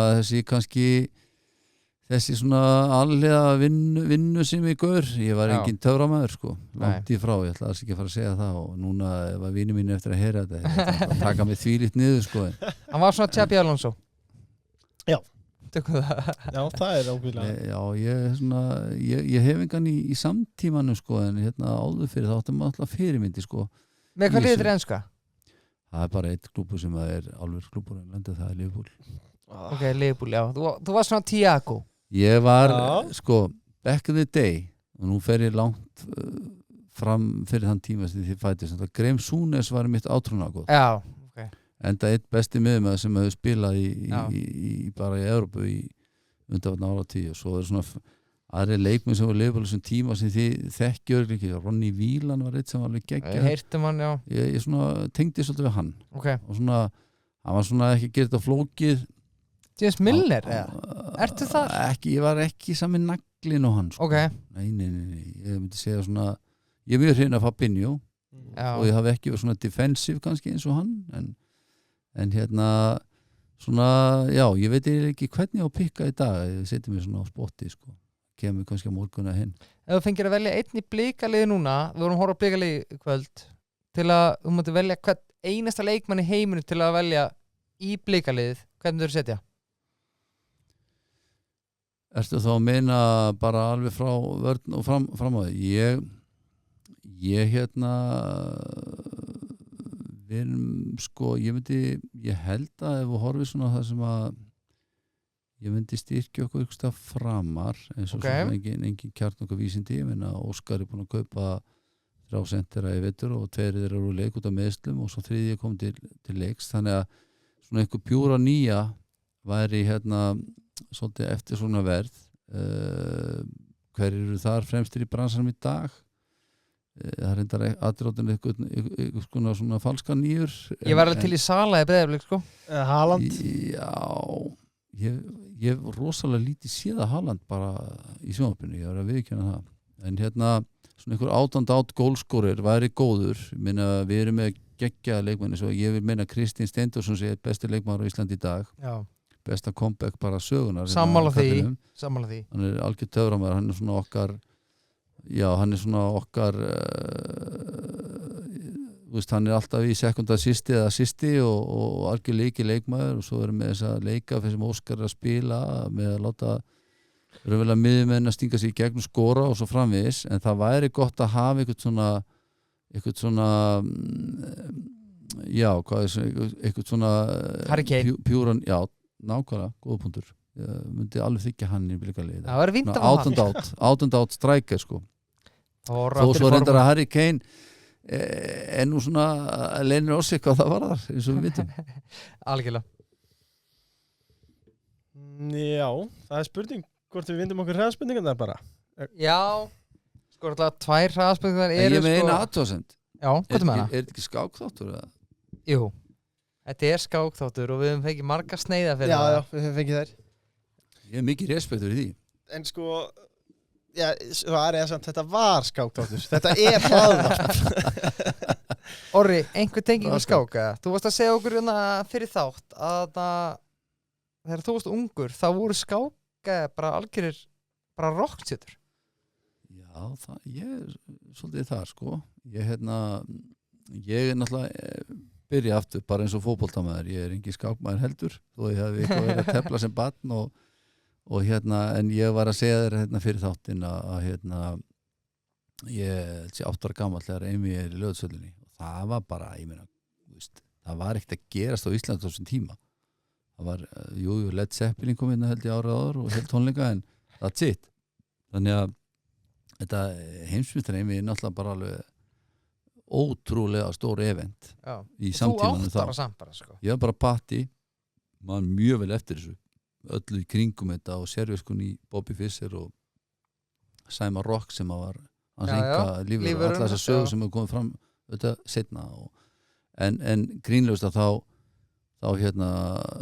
spratt upp alveg gríðalegu skákáhugi og ég man bara ég er í barnaskóla þessum tíma, það var allt undirætt í skák, það var allir að tefla alltaf einhver skákmódel í grunnskóla og allir í þessu dæmi og stórmistararnir fóru að fæðast og Friðrik Ólafsson reynda að ventra orðin stórmistar áður og svo kom hann Guðmundur Sigurjónsson og svo komuði setna Gullkynslóðin, já, sem væntanlega svona bein afleiðinga innvíðinu. Þannig að þetta sýnir rosalega svart á hvítu þegar við hugsaum út í að hvað afreks mennskan, hún elur af sér ennþá meiri áhuga og afreksmenn. Þannig að það er ótrúlega gull tími sem var fyrir höndan og ég meina það var öll þjóðin svolítið inn í skák og það voru skákskýringa þættir og það voru eitthvað tappmót og Friðrik Ólafsson var að skýra þetta fyrir okkur sjónvarpinu í svarthvítu líkuð og allt það. Þannig að mína minningar varandi skákin eru svona svolítið romantískar hvað þetta varar.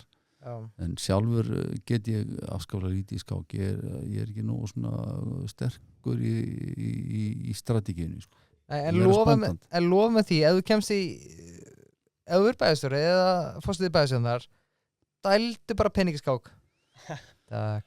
Já, ég meina, ég get alveg dælt ykkur 100 áskallum í þetta, það er ekkert vandamál en við þurfum miklu með 100 áskall ekki að lofa því. En ég get sagt ykkur það samt svona eitt prík sem ég vonast til að fá í sem þætti er að því að var formal aðstjórnan Breiðabliks 2008-14 og þá komuða máli við okkur og við mig áhugamenn skák og við tókum skákdeildina inn. Það er á minni vakt og skákdeildin Breiðabliks sem er bara nokkuð blómleg. Þannig að við erum þú veist, mér finnst skákin alltaf einhvern veginn hafa bara sterkan sess á klakanum sko. Ég getur nú sagt það bara, ég og einn annan gæði sem stofnum þá deild og það var tekið mjög fælega mót okkur sko. Það bara ég svona ofta að knattspyrnudeildin þarf að víkja fyrir skálinni. Já, við getum alveg prófað að taka það tepat inn í Breiðabliki en bara frábært að sjá fjölbreytileikann í félaginu og skákinu bara góð viðbót við hann. Rafið þótt að koma núna og þríþrautin og hjólreiðarnar og allt þetta sem að, þú veist, breyka félagi. Einar, hvað viltu fá í prósentutalið í Framsókn á laugardaginn? Ég alveg, þú veist, myndi alveg vera sáttur við að fá 16-17% sko. Hvað voruð þið senast? 10. Já.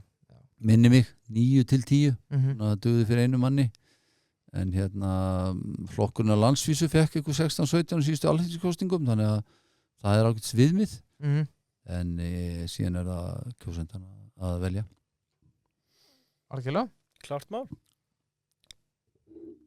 Við erum að fara í reyndar ég var með hraðspurningar. Voru ekki með hraðspurningar á það? Jú, en þær eru samt alveg erfiðar í kvöld sko. Alveg? Já, ég með blika í setti maður, ég hendi hans í það. Alvöru koktel sko. Algjörlega taugarlaus í þessu. Maður sjá. Já. Og þú spyrð allar spurningarnar. Á ég takkar allar, já. Takkar allar. Má ekki sleppa einhverja því að það er þægilegt fyrir þið sko. Þú veist hvað ég mikill lúksuskall. Ég veit það. Já, heyrðu. Þá sjáum við til. Já, ertu komin í stellingar? Orri er klár. Ég er klár. Svöldu slagur, þetta er vitalnúmer X í dag og byrjaði klukkan 7 í morgun fyrir þetta salalögu að afhenda bæklingastaka minns. Þannig að ég vonaði náðu mér ekki í einhvern dissiness. Nei, það vantar bara eina Artrúðu Karls þetta með okkur sko. Fyrsta spurning. Getur vinsanlega samfært undirmannin Óskar Hafn að koma í Chess at the Dark eini þjálfarinn í deildinni sem neitar að koma? Já, ég skal reyna. Af hverju er það svona erfiður? Veistu, ég get nú ekki svara, þekki ekki sálar tetri í kallinum það vel, ég geti svara fyrir það. Okay, ég veit þetta eru hraðspurningar, sorry, en þú veist, hann er smá sérstakur. Við ekki bara segja, þú veist. Ég er ekki bara kongur, það er ekki aðeins Algjör. Hann er ekki kongur, hann er kongurinn. Hann er kongurinn, sko. Ég meina, menn þurfa að fá vel þessi moment og það þarf að gefa eins svigrúm. Algjörlega, en Óskar, mættu. Já, áfram, næsta spurning. Já, ok, eftir að hraðspurningunum. Myndu hætta að starfa hjá Frumherja eða þú verið bæjarstjóri? Ef ég er bæjarstjóri þá mun ég klárlega hætta að starfa hjá Frumherja en ég verð ekki bæjarstjóri heldur bara í bæjarstjórn þá mun ég starfa hjá Frumherja. Er Ágúst Örn besti viðskiptastjóri allra tíma? Ja, sko, við erum að tala bæði 19. og 20. og 21. öldina þar sko. Já. Sörens kóngur í Framsóknarflokknum? Já, hann er svona kannski ekki kóngurinn. Nei. Ef ég að vera fair. Sko, hann er svona meira vílerinn og dílerinn. Já. Sem er það geggjustæða sko. Það er óskastaða fyrir alla. Erum við að setja hirðfíflið á hann? Nei, aldrei. Það er bara ekki að ræða. Ekki kóngurinn allavega. Hann er frábær strákur sem að lusna með þar og með mörg trikk upp í erminni. Flottu strákur. Nei, já, hann er náttúrulega klálega kvalreki fyrir Framsókn. En þá var það spurning, pizzan á Dominos eða burgerinn á barinn Mosó? Ég verð að segja pizzan á Dominos sem sé aldrei farið á barinn. Þú það eftir. Þó svo sem ég vil sé gallarið Framsóknum með það sko. Já, hann er þetta hættur þar. Við erum með tím Ólivalu sko. Þú meinar. Já, en ok, það er pizzan. Ég á eftir að gera mig leið við Mósi fyrir að Hesbak og ríða þarna í Mósveitina. Það er að segja einhvern vorkvöldi eða sumarkvöldi núna fljótlega. Það er eitt burger. Og það er einn alveg sveittan sko. Uppáhaldsdrykkur? Uppáhaldsdrykkur? Ég myndi segja mamma að greina milli áfengra og ófengra. Já.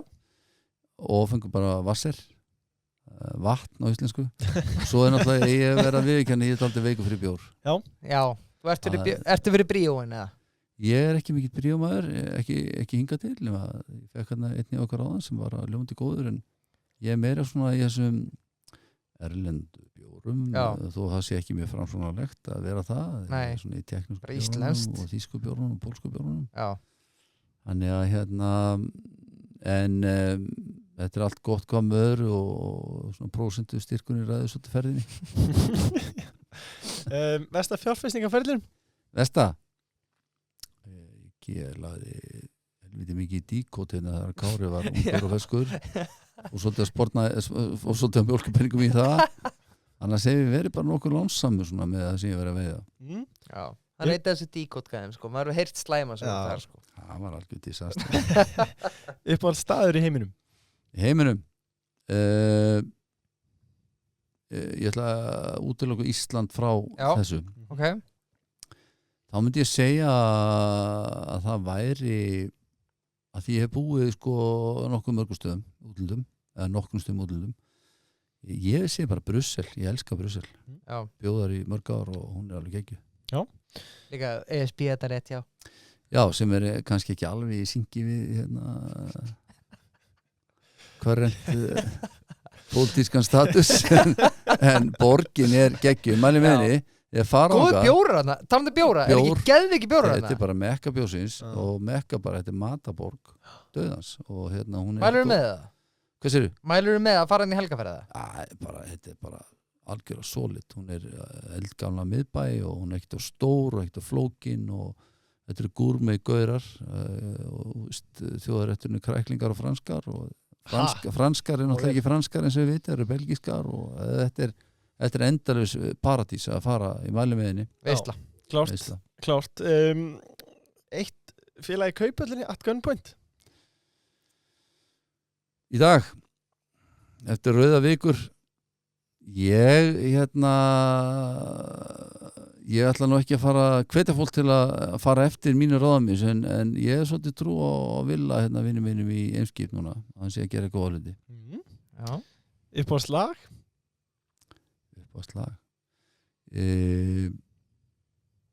því náttúrulega þekki það ekki það og þetta er gaman að koma svona inn með eitthvað svona ekki, ég er búin að hlusta svo mikið sem enginn er að hlusta á ég á uppáhalds tónlistarmann sem heitir Steve Forbert Kani googlaði þetta eftir hvað er Spotify-an og hann er frá Kentucky og svona pínu rytma blues og aðeins rock og hann hefur átt eitt lag sem heitir Romeo's Tune sem ég hef alltaf hlustað mikið á og eina lagi sem slegið gegn hjá honum þannig við spilum það saman eftir þegar við erum búin í þættinum. Ok, hlaka til. Jafnvel í þættinum, sjá til. Já, sjá. Ok, uppáhalds fatamerki? Uppáhalds fatamerki ég er náttúrulega sko maður er náttúrulega að sveifla stundum einhverjum svona standard í þessu, bara Ralph Lauren og Bossin og svona en svona að þegar maður er svona, alþýðlegur að þá er ég alltaf keypt mikið af Martinique fötum í tíðina sem að reynda nýkondi landsins aftur á einhverju krafti en það er alltaf fílað þá svolítið vel. Er það rétt að Snorri Arnar Viðarsson sé eigandi Breiðabliks? Nei, það er rangt. Hann á ekki neitt í Breiðabliki en hann er kongur og hefur áhrif Annaði Sörens var hvað? Sörens var víleran díler Snorri er kongur Snorri er svona léttur kongur hann kemur á fer og lætur sjá sér réttum mómentum með Sörens er bara alltaf að sko. Algjörlega Uppáhalds taflmaður? Uppáhalds taflmaður hvað á ég að segja ég ekki bara vera ógeðslega einfaldur í þessu segja bara Bobby Fischer það er svona kannski það er náttúrulega hann er svona eini alvöru mínum huga því þekki náttúrulega betur í það náttúrulega bara rockstjarna sko þannig séð og náttúrulega Kani líka og þegar hann var að tefla við Spassky árið þá var þetta ekki miklu meira eins og við vitið ég þarf ekki útskýra það fyrir ykkur sérfræðingunum þetta var náttúrulega þetta var pólitískt og þetta var kaldastríðið og þetta voru góðu strákarnir á móti kommunistunum og hann stóð sér í stikkinu þar kallinn en kannski ekki alltaf stabíl þegar á reyndi en ótrúlega merkileg fígúra. Klart mál. Kaffi eða síkó? Kaffi. Alltaf kaffi. Já, ég held að Ég býð ennþá eftir Já, Siggo Æ, svarinu. sko, ég bara þekki valla Siggo að vísu var að fíkta við þetta hérna í Kópavoginum á aldrinum sko 13 til 17 ég er náttúrulega bara 17 en sígarettur er ekki cool sko en, Það er ekki inn í dag. ég veit nú svo sem ekki hvað er inn í dag en við erum alltaf átt svona vindlaringa gauðra svolítið flottari Sammála því.